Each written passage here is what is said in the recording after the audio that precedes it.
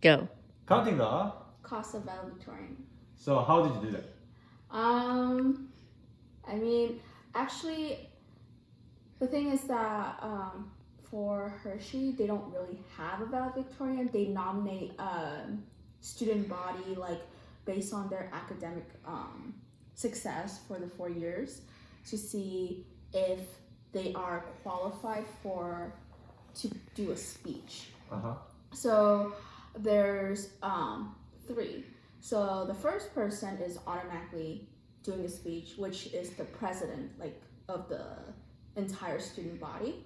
So they will automatically be nominated to do a speech. In other schools, it will be known as the valedictorian.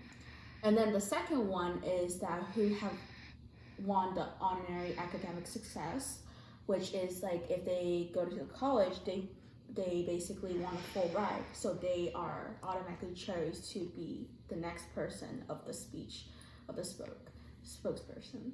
And the third one is the staff members who would nominate you, like basically all of the school board teachers get together and they would nominate out of the 300 students who's the best person to do the final speech.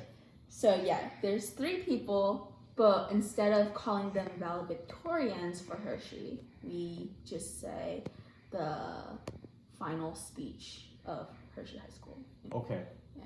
So first 2 people of Hershey would be the person that got the highest GPA, and the next person will be the second highest GPA person, and then they both give speeches at the graduation ceremony. Yes. And the third person would be the school's favorite in terms of faculty.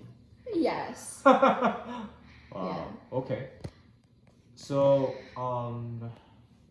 what motivated you to be academically successful? Actually, my parents, because as a first generation immigrant child, you know, I see my parents immigrating to the U.S. and I see how hard they work in the restaurant. 7 days a week, barely gets any day offs. I thought it was 6 days a week, 1 day off. Depends, because in the past 2 weeks they actually haven't had a day off. Really? No. Maybe the business is really going well? It's not because of that. It's because since this is a family business, so let's say if we lose a worker, we can't have day off. I see. Yeah. So because we lost a chef recently, I see. We are trying to find a new hire, which is very hard. So my dad hasn't had 2 weeks off because he was substituting. But yes, most of the time, if everything goes well, everyone's like present, working, it's 6 days a week. But if, let's say, if we're short a member or someone goes on vacation, it's 7 days a week. Wow. Yeah. I see.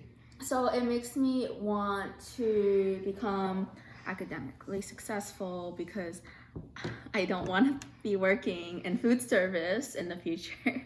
Okay. Yeah. So basically, you've observed your parents work really hard at the restaurant, and you've been aspiring to do something different than what your parents have been doing. Yes. So what did you see in the restaurant in terms of, other than the fact that they were working a lot? I just see like how everything is just based on season and reviews, because the thing is that business is just like, you know, in terms of kind of like how I say it is luck. The lottery, basically, because especially like during the summer season, we hope to get lucky because it's tourist season. So we hope to get lucky for people to come in to eat. Versus the winter time, where like since Hershey is a very known tourist place because of the well-known Hershey Park, but it's closed during the winter time, so business is always very slow. It's always there's not a lot of business compared to the summertime. Uh-huh. So I just see that, you know, it's a small family restaurant. We get by on how many customers that will come in. Uh-huh. And I just want to see, like, I want to do more than that. Like, I want, like, for what I want to do in the future is, like, I want to study in finance and also getting my real estate license so I can sell, like, properties and houses as a side job. Oh, that's awesome. So I can basically manage my own place. I can get, like, my own customers. I can, like, basically manage the income and what I can receive versus it's a family restaurant. It's set, like the money is set based on the menu, based on the customer, versus if I do something bigger, I can, you know. Oh, yeah. It sounds like you don't want to under the control of something bigger than yourself. Yeah. It sounds like you want to be in control of your life. Yes. By running your own business. Yes, because I feel like in a family business, I feel run by just by the people, the workers, and I guess the customers in a way. Because the thing is that, like I said, when you're in a family restaurant, if we lose a member, then that means that we have to fill it in. Yeah. So it feels like we feel controlled. Like we don't actually have dominance over our business. Yeah. Because once we lose someone, we have to substitute for them. Yeah. And then we get very moody customers too. Oh, I see. Yeah. So, wow, that sounds really amazing, because when I was working for a school as a teacher, when I was an employee, I was being told what to do. Yeah. And what made me angry the most was, first of all, the stupid system and the people that I couldn't respect. Yes. But if you run your own, you can do whatever you want. Exactly. You can adjust the way you want. Yeah. And you can be the master of your own destiny, so to speak. That's what I want. That's what I'm planning to do. Wow. But why real estate agent? Real estate agent? Yeah. Well, that's just one of my ideas, because since I am going into finance, the real estate is like a side hustle that I want to do.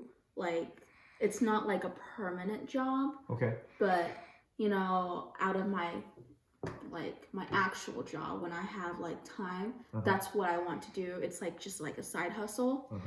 But so that's what I really want to kind of like experience, since I'm going to college in less than 2 months.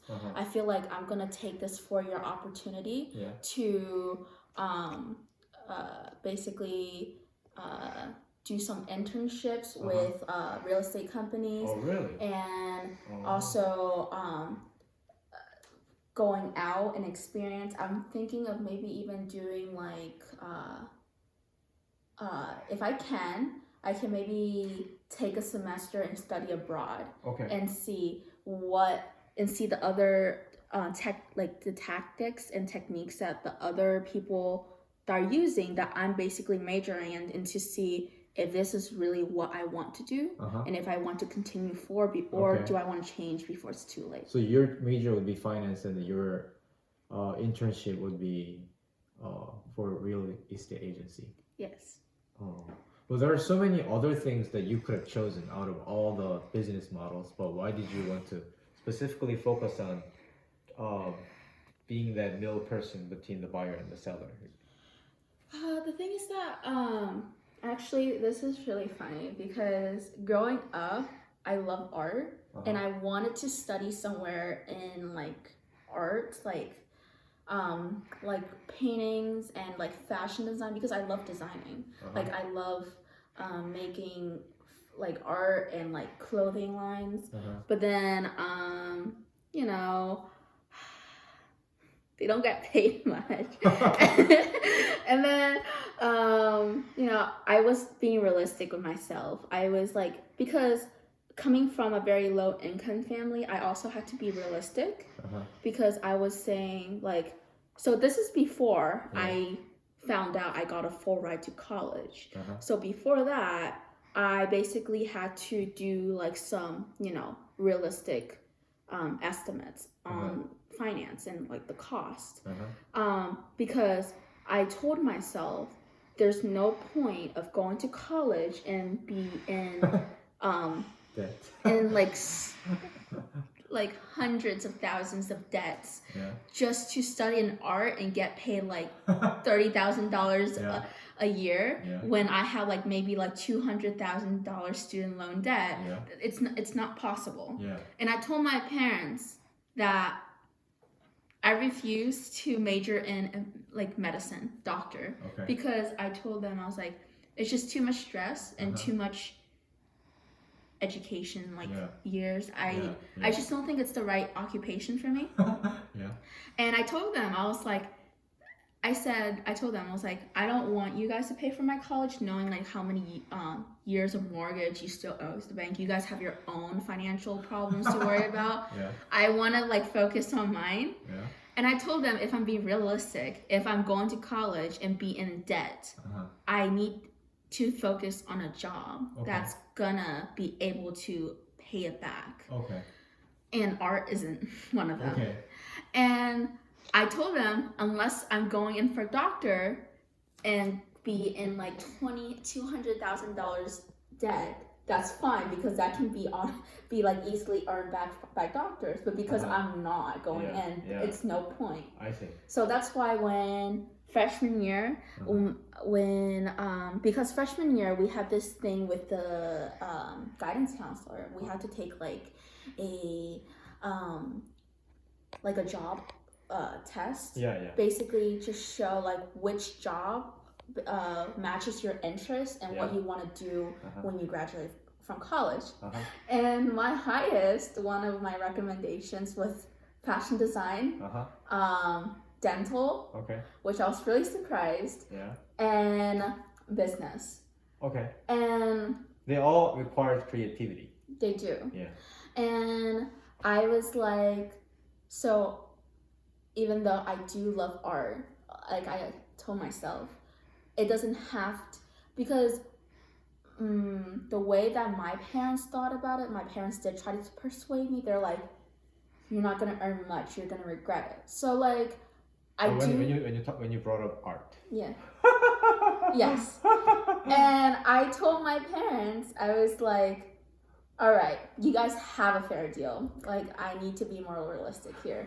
So like I said, just like real estate, I can also make art as like a side hustle. Okay. Where basically on my free time, downtime, I can paint and draw and like, sell it. Yeah. And I'll post it on eBay or something and do a little business out of it. Yeah. It doesn't have to be my actual like permanent job, but it can just be something on a side hustle that I can make a little extra cash from it.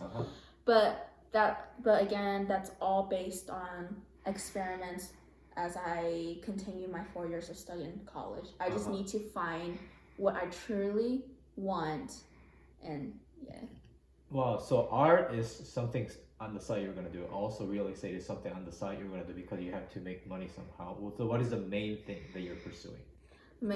The main thing is that I am majoring in finance, so that is the main thing I'm pursuing. So mine is a little different because for Pitt, I kind of chose as a finance/trade. Okay. So basically, it's like international trading. Okay. So that's like mixed in. Like once I go into this major, I'm gonna be learning about my courses, like lessons I'm gonna be making, like learning is like about finance and international trades and like learning them. And then throughout the semester that I'm learning them, I would go in like for interviews to different companies to see what kind of like use they use for finance, because like finance can be a lot of things. You can be in like you can be in tax revenue, you can be in what's this thing, it's like management services.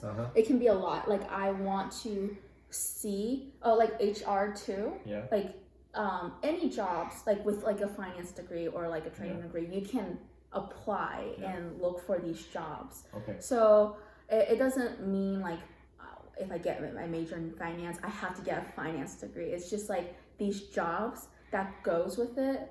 I can explore and go to the workforce, like go to like an HR like company and see how the workers manage their job daily with phone calls and stuff, or like going to like a tax revenue service like center and see how they manage to like deal with the taxes and accounting and stuff. Or or like banks, like I can go to banks and intern with them and see how they do their jobs daily, opening and closing checks and see what they do. So like it's all based on interns, which I am hoping I can continue to learn how to do once I go to college, because I think once I go to college and once I start classes, my professor is probably gonna know some people and recommend me to these people so I can maybe go with them and see. Yeah. So pretty much finance major does not tell you to go to one specific area, but it's gonna open up to many different areas that you can explore. And when professor recommends you to a specific area, if it fits you, you're gonna go there.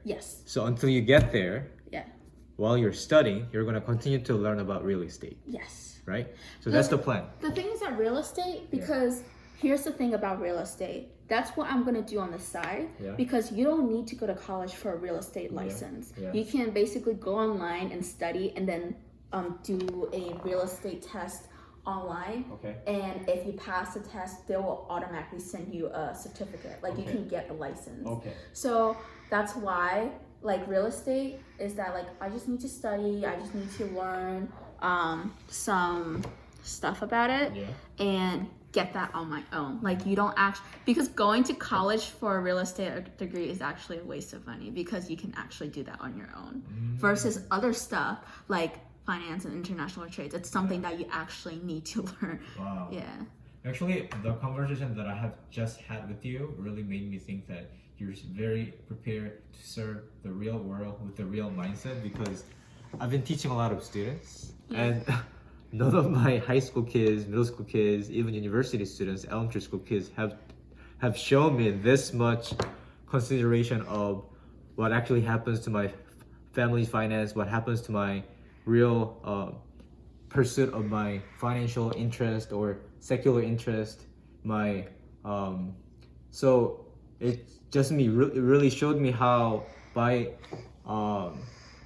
you working at the restaurant, or having seen your parents work at the restaurant, really have prepared you to actually think through things. So you can have all these strategic plan to tackle the school and the practical needs of making money on the side. All these things, it really made me think that your working parents have helped you in many different ways. Even though when I asked you earlier, outside of the interview, when I asked you what did your parents do to help you become academically successful, and you said nothing. They never pressured you to study hard. When you show them your score that was lower than your average score, your parents said, it's not a big deal. It's not even that low. But you were so upset because you didn't do well. So I guess being surrounded by that parents that didn't really care about academics really pushed you further into academics, because you knew that was your way out. Is that correct? Yes. I feel like one thing good about my parents compared to like, because my parents are very traditional like Asian parents, but the very confusing part is that out of all the traditional side of them, the grading wise, they don't care. They don't care. Because like, you know how, Asian families, they care a lot about grades. They want you to be a doctor. Yes. I feel like one way that my parents helped me with grade wise is that I don't even think that they realize they helped me. But the way I think about it is that even like from my friends, like even in like American households, Asian households, any households, you know, when they go home, they're afraid to tell their parents about their grade because like if they score, because I know there's parents that be so strict that if you score anything like 95 or lower or 8 or 9 or lower, you're grounded. It creates fear. It makes them get sick and tired of learning, which makes them want to, like, you know, not feel motivated. They are stressed, and it teaches them that failing and being failing a single exam is not okay. It's the end of the world. Versus when my parents, when that time when I scored a 53 on my exam, my parents was like science or something. It was American cultures. American culture. My Because parents. you were sick, and because you didn't study. Yeah, I was sick. I was out of school for 2 weeks. I came back to school. It was the it was actually like a chapter exam. Chapter exam, okay. And then they're like, just do whatever you can and see. And I did it, and the score was awful. I freaked out. I had a huge meltdown, and my dad didn't care. My dad was like, oh, it's okay. My mom was like, okay, why are you crying? And then they taught me that it's okay to, when you fail, it's okay. It's not the end of the world, because they know I tried my best, because that's that's all it matters. If I try my best, then they're not gonna be mad. And even if I don't, they're like it's fine. But the way they are very supportive kind of taught me that when I fail, it's okay. I don't have to worry about it. That's because amazing. Because in life, no one's perfect. Not everyone's gonna fail at least one point. Like, you know, it doesn't have to be academics. Like, there's like so many businesses that, you know, want to start opening up their own business, and they have to close down the restaurant because it's a fail. Like, they are out of business. So, like, you know, every company, everyone in life had a fail moment. And it's okay, because if you try to, like, what matters is that if you try again and learn from the mistakes that you tried the first time and think of ways to make it better. So since that incident, I learned that to never take a test when I'm not ready and actually be prepared. So you didn't have to? I mean, it's not. They obviously made me give me a second attempt, but you know, it's just that very moment my parents taught me that it's okay that you fail. No one's perfect, but as long as, you know, try again, you know, you can't get worse. If you actually try, put in the work and try again, you can't get lower than what you did. Unless you don't try. So that's what's good thing about my parents versus like some of my friends that I know of, like, if they score like a 90 or below, it's grounded. It's automatically grounded. I mean, it's not the end of the world. It just creates fear, because I love learning. I do enjoy learning.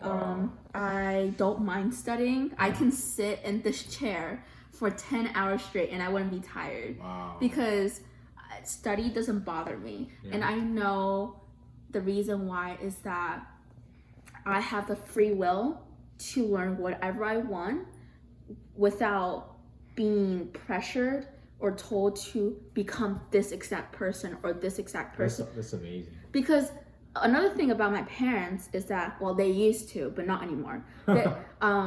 They used to be one of those parents when I was in elementary. They're like, you have to be a doctor, you have to be science. I see. But then when they realized how much stress they see a child be under, and when a parents force them to become something that they want to be, because you know, like how a lot of immigrant like parents back then when they're poor, they don't have the money for education, so they basically push their dreams and what they want to do to their kids and hope that they do it for them. Exactly. And that is very stressful for the child Yeah. because that's probably not their passion. That's probably something that they don't enjoy, and it just creates a lot of tiredness, stress, and just chaos in there.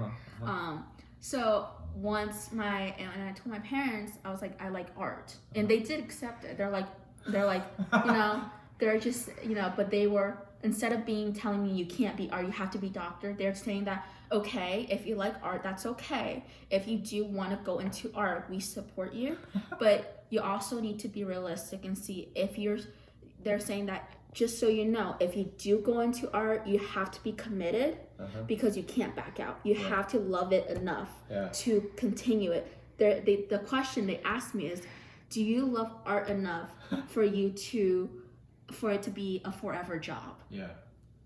Can you start when you can't make money out of it? Yes. And I was like, that's a good question. I was like, maybe. But then I was like, maybe I want to do business because the entire world is just focused on money. So I want to learn the secret technique, the tactic of money, how the whole world with trades and how everything, everywhere you go, it's all about money. You have to pay for this, you have to do this, it's all money. And I want to learn the method of managing money and how to invest, spend, and earning and expand. And versus for art, that can always be put on the side. Wow. So if I summarize it, your parents didn't push you to become a person that they already decided that you have to become. So the pressure was on you in the sense that your freedom of choice, your free will has to be exercised in order for you to be fully determined to become a certain kind of person. Yes. So the pressure of most Asian parents were all on the parents, but it was all on you, and they didn't mind. And they also asked you good questions when you had a specific interest in the art. They didn't tell you to stop. They asked you good questions. So you could also think about those questions, and you had to come with an answer for those questions. Yes. And you came to your own conclusion of what you're going to do for your personal life. Yes. That's really amazing. Yeah. And I told them, and the thing is that I have relatives. I have very smart cousins. It's a funny story, but the thing is that when I was in China before I came here, I was actually on the bottom. Really? So you know how in China there's always rankings, right? With academics. Just like Korea. Yes. I don't do well in school. No, I don't. And I always envy my cousins because they were literally child prodigy. They're very smart. My oldest cousin got into Fuzhou top college, #1 ranked college, very hard to get in. And then my second cousin got into this top second, so #1 and #2, and then there's just me. Everyone in my family was very smart, and I was a very late bloomer. And back then, because my dad was here, but when I was in China, I was with my mom. My mom was under this influence from my aunt and uncle, where your child have to be #1, the best. So during that time, my mom did care a lot about my academic success, and that's not the case. I hated school. I wasn't good at it. I didn't understand it, and the teachers were not very nice, and the kids were not very nice. So it just creates a very negative environment for me, because I learn better in a calmer and a more patient environment. Because in China, when I was going to kindergarten, right?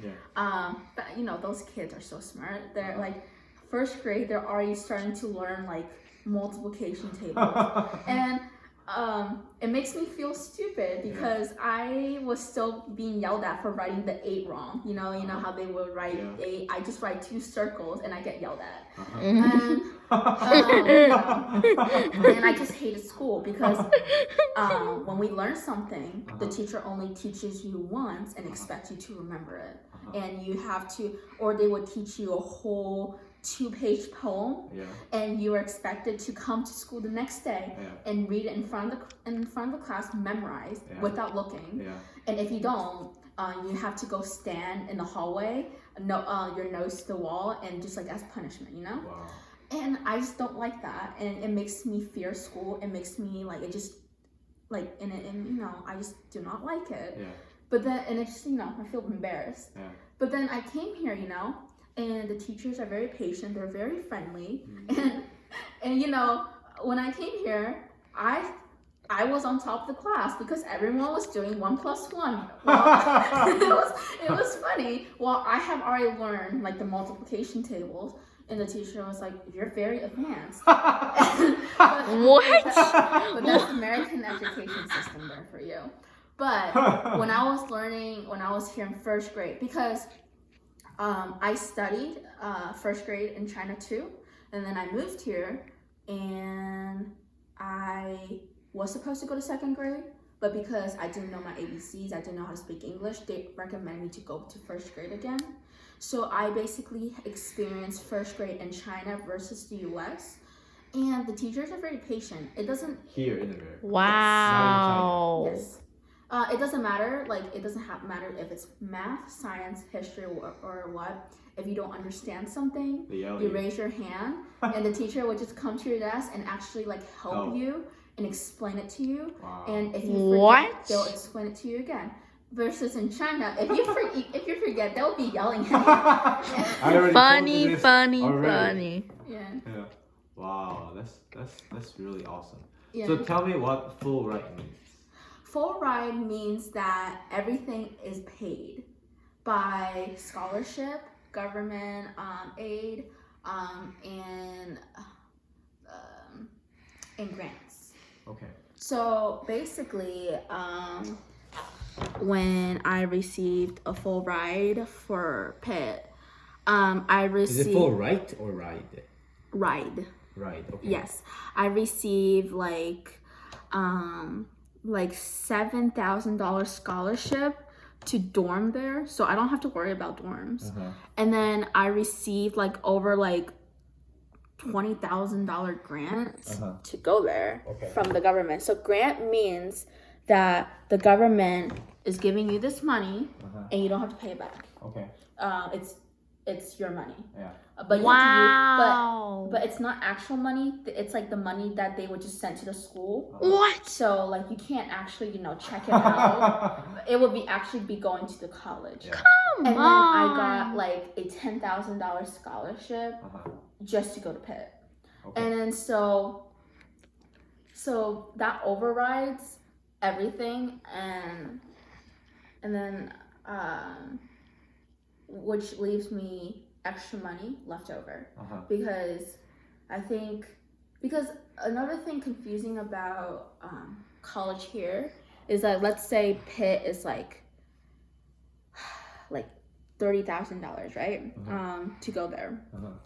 That's in-state for students. If you're out of state, it might be $50,000. Okay. Because you're not from PA. Okay. So it'll cost. Pennsylvania.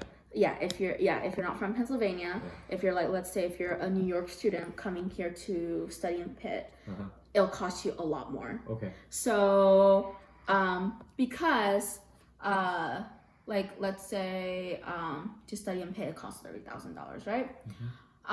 The money they gave me adds up to more than $30,000. I have left over, and then I have work money too. So work money is something. So each year I get $2,700 in work money. So basically work money is very easy. So like how you when you go to a library, you see a librarian, they just like scan the books, you know, and Right. package for something like that. It's like a side job Okay. that you help the teachers. You can pick anything. A librarian is just like an example. Ah, okay. So like you can be like a library assistant, basically helping them like organize books. Okay. Like, you know, each day you help them like work like 2 to 3 hours. So during that time you help them organize books, you help students check out books. Okay. Or you can be like a teacher's assistant, like Yeah. you can help them like organize like books or like help them teach, Uh-huh. or like if you're like help them get the materials that they need for their lecture for the day. So it's like it varies. Or you can be like in cafeteria, you can help the cafeteria lady and, you know, help them prepare food. So it's like different type of jobs. It's like you choose. So and it's very relaxing. And my friend who told me this, that she's also in workforce where she's a librarian assistant. So I'm basically using her example. Okay. She's saying that there are days where, you know, students come into the library, they just come in a group and study. So like they're all like on their own, like working on a table or on the computer. So there's like no one like checking out books. So she will basically sit there for 3 hours on her phone doing nothing, and she get paid. Okay. So it's something like that. It's very like, it's not like supposed to be like hard labor. It's just something that you help the college out, and they give you like extra money that adds up to $2,700 a year that you can use to pay for your bills or just like extra funds for you to go out and eat. Wow. So like supposedly if I don't get a full ride, if I have to pay, like, you know, I can use that $2,700 to pay for my rent monthly for my dorm, or like or pay for books, or pay for my semester food. You know, what's so funny is that the food there are actually really expensive. $2,000 for a whole semester of food, you know, breakfast, lunch, and dinner. And actually, it depends, because if you only select like lunch and dinner, like only 2 meals a day for a whole semester, it's like $2,000. But if you want to do breakfast, lunch, and dinner for the entire semester, it's like $2,500. Or if you want to save money, and you only want to eat 1 meal a day, it's like $1,700 or something like that. Why? So like, I mean, I selected 2 meals.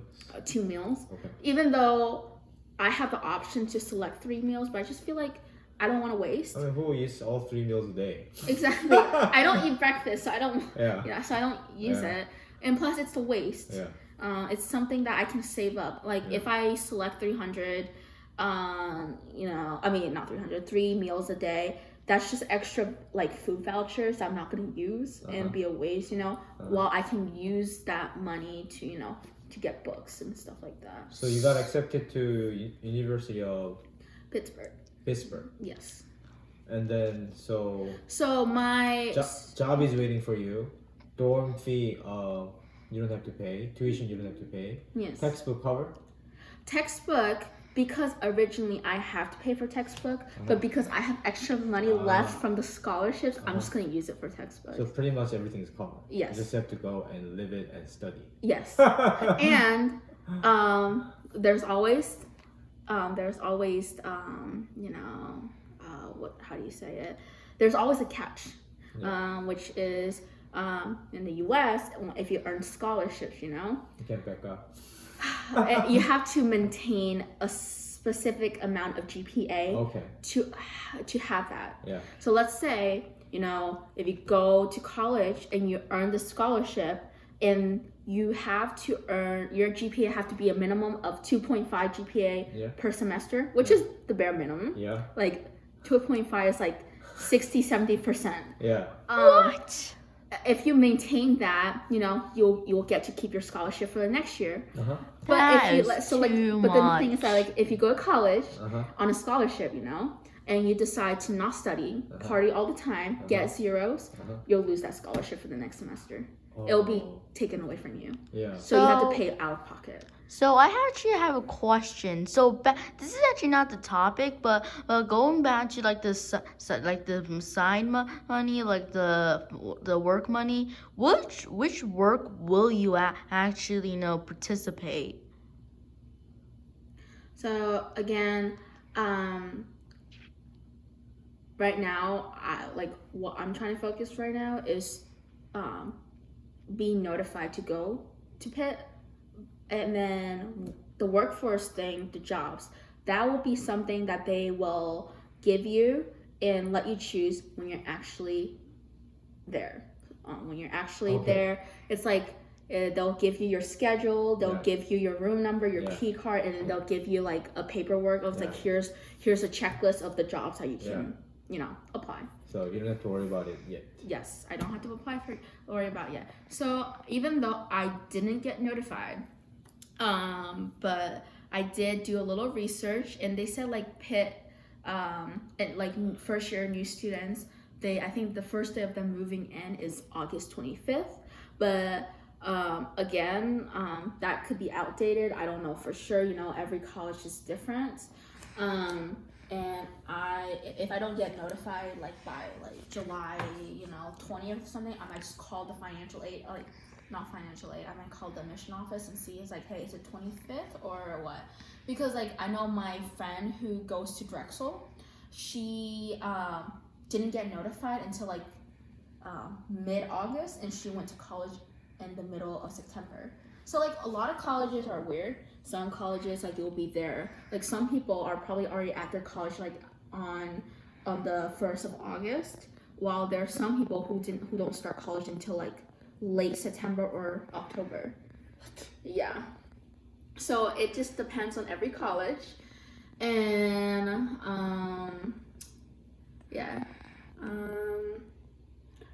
also I also had to take this acupuncture test. So I recently got an email from Pitt. Basically, I have to take this acupuncture exam online. It's recorded. I have to turn on my webcam. I have to turn on cell phones not allowed. Everything's recorded. And I have to take it in order for them to place me in a class. Okay. So what the acupuncture test is like, it just tests on how much you learned and known from your 4 years of studying in high school. So it's basically like the SAT. Like some of the questions are like SAT questions. And I looked at it and I was like, it's good. And I actually got really stressed out because I studied for it. I studied a week for it, and it was actually really easy. It's a lot easier than the SAT. I was worrying for nothing. But the score is 300. So like 300 is the highest, and then 200 is like the lowest. And so I think like the range, how they put it is like if you score like between 200 to 230, that's like you failed. Like that is like the lowest. That means like you basically almost got all the questions wrong. And then if you score like a 231 to like 250, that's like okay, like that's like all right. It's like below average, but still like decent. It's like you didn't fail. But then if you placed 251 to like I think 70 or something like that, it's like proficient. It's good. Like it's a normal score that most people got. Like and then if you score a 200. Like 70 something to 300. I don't know if it's 700 or 800, but I mean not 70 or 80, but it's like the last final percentile. It's very advanced. And I got 299. Wow. You almost got perfect. Yes. But the thing is that they don't count it. No, they don't count it as the score. They count it as percentile. You know, like this percentile is the lowest, this is okay, this is proficient, and then this is advanced. Yeah. So I am in the advanced percentile. And you know, I was surprised because there's some, and not gonna lie, there's some math questions I guessed. Yeah. But it's all based on like common sense and like cross elimination. Okay. And That's the best way. Get rid of the stupid answers. yeah. And there's actually some math that I never even learned. Like there's some actually advanced calc that I actually never learned. I see. But I just apply what I learned in pre-calc and like normal calc and see what I can do. And yeah, It worked. it worked. And when you take the test, everything's recorded. You have to set up your webcam. It's basically like FaceTime. And they will be able to hear everything. Yeah. And once I finish the exam, it's not actually the score, because like you can actually get like disqualified from testing Yeah. if they find out that you're cheating. Yeah. So like it's not permanent until they approve the score. And I got approved yesterday. I Okay. took it 2 days ago and I Okay. got approved yesterday. So how it works is that you take the exam and then they'll find a basically exam like listener. It's a auditor or something. I think that's what they call it. So basically they hire someone they will send them the video of me taking the test, and they have to sit there and watch me taking the test for 2 hours. Wow. They just sit there and they just see me, you know, reading the problems, writing the answers, you know. Wow. They just watch. And these people get paid good money. All they do is sit and watch the video. And you got approved. Yes. And obviously they have to like listen to the sound, but before I took the test, I have to rotate my computer like 360 to make sure like no one's in the room. No one's in the room. And like, you know, all cell phones are off, nothing. And then I have to show them that's actually my leftover scrap paper. I have to show them my scrap paper to make sure like front and back, like there's nothing on the front or back. That's why my paper supplies. And then I told my mom, I was like, this is very important. Like, it's not something to be joked around. Like, I actually need the whole house to myself when I'm taking the exam. Yeah. So I turned my phone on Do Not Disturb. I put a note on the door because I know my mom orders packages. So I told like if there's like people who's come by like mail person, they usually will ring the doorbell. I said testing, do not ring the doorbell or just put whatever is on. And yeah, they did, because when I checked the door, there was actually a package out there. So luckily they did not ring the doorbell. No one should be in the room talking. They should not hear anything like movement around, because let's say if you're not cheating, but then let's say if someone opens the door and comes home and they hear someone talking, you're automatically considered as cheating, even though you didn't. Wow. So I told my mom, I was like, do not call me. No one comes home. Do not call me until I call you guys and tell you the exam is over, or else I will have to retake it again. Yeah. And the exam is like 3 to 4 hours based on how quick you're a test taker. Yeah. So yeah. Wow. So we started from your journey that when you were in China and you came here, you went to high school and you finished it and you're about to go to college Yes. for free. Yes. And you're about to embark a journey. That's really awesome. Which I kind of, never thought of, because the biggest fear in the US is debt. Yeah. Which compared to other countries, it doesn't exist. People have to pay for years. Yes. Because I know in China when it's the opposite. You have to pay for like your 12 years of school, but then once you go to college, it's free. Yeah. And then I don't know how it is. It's free in China to study?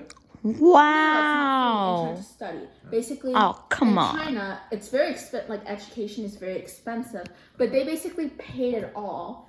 Their 12 years of school. So like in China, you actually have to pay to go to first grade, second What? grade, third grade, Okay. to 12th grade. Okay. And then you apply for college, and then you go in there for free. Oh, really? Yes. Oh, okay.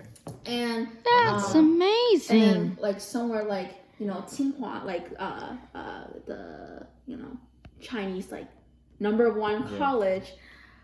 If basically geniuses who score perfect on the SAT who will get in there, and basically if you get into that college, the government will award you with like so much money, as in like basically be like, this is how like as for the parents to raise you to be this smart, for all the summer school, summer classes, all the lessons, all like to pay all back. Really? So like and then versus here in the U.S. from first grade to 12th grade, it's Free. all free, and then college. Super expensive. It's all slammed on you. And then I mean, like, if you think about it, Oh, come on. if you think about it, first in China, you pay almost like the same price from 12 years of education. That's That's same as amazing. college. Really? Yeah. Wow. Because I think when I went to first grade, it also depends on like schools. Like, because my cousin who got into like the top college, like the top high school in like 20 minutes? in Fuzhou city, it's like 10,000 yang. Versus if you go to a crappy high school, it's like 1,000 to 2,000 yang. It all depends on reputation. Okay. And like like same thing here, like if you go to a community college or like that's not that good, you only pay like $5,000 a year. But if you go to Harvard, like the best of the best, it's gonna cost like $90,000 a year. It's the same thing, and I remember when I go to like first grade, I think it was like 2,000 or 3,000 yang a year to go, and then cost of books is not included. Like books cost extra, and then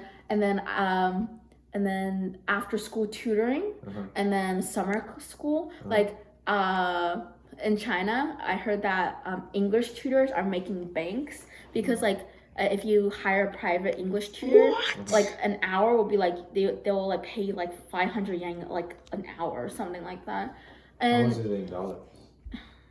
I think around 60, because like $6 is like 60 $6 is like 60 yang, almost 7. So like if it's like 500, it's like close to like 55, Oh But- my. but like tutors are making banks, and like let's say there's like 4 core classes, like math, science, history, English. That's like all different like classes, and you have to pay separate classes for private tutors, and then it just all adds up. Okay. So it must be very expensive to study all the way up to high school in China. Yeah. I see. Thank you very much. It was a great answer for my question as to how you started at the bottom Yes. and how you reached the top. Yes. And now you're ready to go to university where you study basically for free. Yes, and I'm actually excited because I don't have to worry about student debt, and that's like my biggest relief. That's a huge relief. Because freshman year and even for my college essay, I wrote about my American dream. That's Basically, awesome. my essay was about how I just told my life story. I told the college admission that Wow. like, that's amazing. I'm kind of forced to like in this Maybe. mindset. Like I come here, as like the expectation as a first generation. I'm forced to become something better. That what my parents, that first immigrant parents that they couldn't become Yeah. because they didn't have the same Yeah. opportunity. Yeah. And we're forced to study in this environment and have the opportunity because like they're like, oh, we came here all the way from India or China or Korea Yeah. to give you this better opportunity, Yeah. and you have to be appreciated. You have, Yeah. and that's what I'm forever grateful with my parents because, like I said, I'm a late bloomer, Yeah. and I was thinking about it. I was like, I don't think I would be this successful in my academics Yeah. if I was forced to study 12 years in China because I was already sick of the education just in first grade Yeah. back there. Yeah. I don't think I would probably make it Good to news. high Good school. news. And then versus here, everything like I'm free to do whatever I enjoy and I want. And I just feel free. And I told like my the college that my American dream is to get into a good college and become and find my true self and become something that I want to be. And it's and the college person loved it.